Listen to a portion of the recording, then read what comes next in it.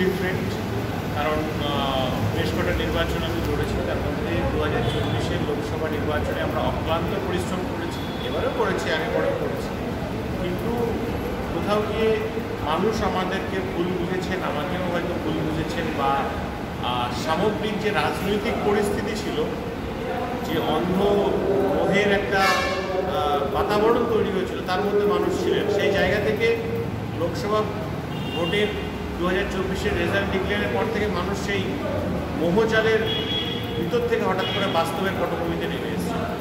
মানুষ এখন বুঝেছেন মমতা ব্যানার্জি উন্নয়নের কাণ্ডারি।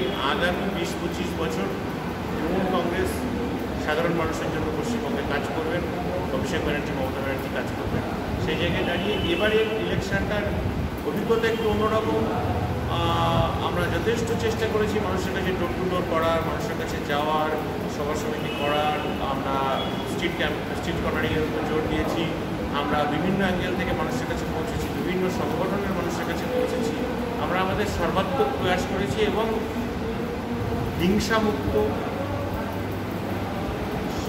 কোনো রকম গণ্ডগোল ঝামেলা মুক্ত একটা পরিবেশ তৈরি করে আমাদের তরফ থেকে আমরা ভোটের সবাইকে অংশগ্রহণ করতে পেরেছি। উপনির্বাচন মানেই ভোট শতাংশের একটু কম থাকে, তা আশানুরূপ কি ভোট পড়েছে? হ্যাঁ, ঠিক আছে, যা করেছে সেটা আমাদের এক্সপেক্টেড। লোকসভা ভোটেও আশা রেখেছিলেন মানুষের উপর, সেখানে নিরাশা হয়ে ফিরতে হয়েছিল, তো এবার কি মনে হচ্ছে মানুষ?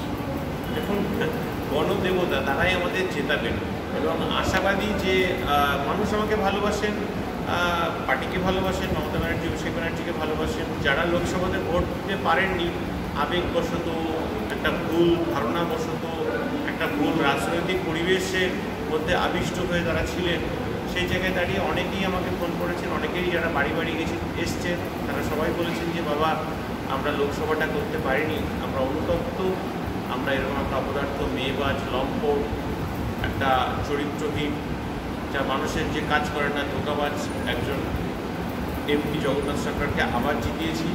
আমরা বিধানসভাতে তোমার সাথে আছি, তৃণমূল কংগ্রেস, মমতা ব্যানার্জি, অভিষেক ব্যানার্জির সাথে আছি।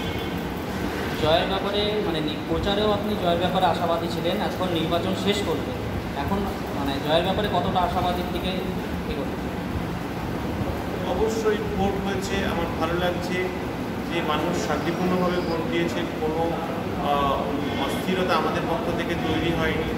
অন্যদিকে দাঁড়িয়ে যদি আপনি দেখেন যে বিজেপি এবং এখানে যারা বিজেপির উগ্র হিন্দুত্বের দালাল রয়েছেন, যারা সনাতন ধর্মের মূল যে চিন্তাভাবনা, ফান্ডামেন্টাল থটস অফ সনাতন ধর্ম, তার বিরোধী, তারা বলতে খারাপ লাগছে ইউপি, বিহার থেকে বজরং দলের গেরুয়া জঙ্গিদেরকে এখানে নিয়ে এসে একটা বিশৃঙ্খলতার পরিবেশ তৈরি করার চেষ্টা করছে।